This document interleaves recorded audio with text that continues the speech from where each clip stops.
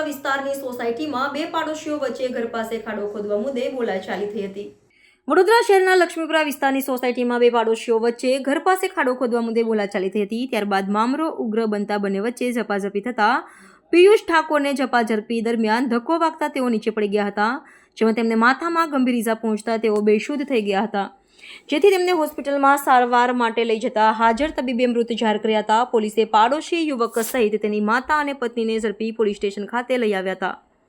વડોદરા શહેરના લક્ષ્મીપુરા વિસ્તારમાં જમીનમાં ખાડો ખોદવા મુદ્દે બે પાડોશી વચ્ચે ઝઘડો થયો હતો। બંને પાડોશીએ સામસામે ઉગ્ર બોલાચાલી બાદ ઝપાઝપી કરવા લાગ્યા હતા।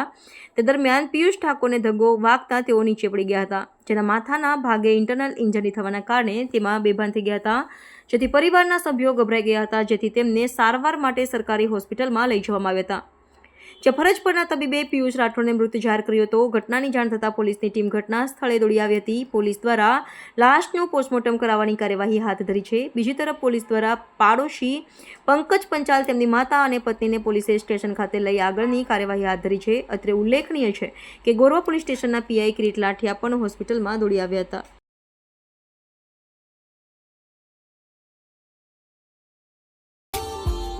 Subscribe now and press the bell icon.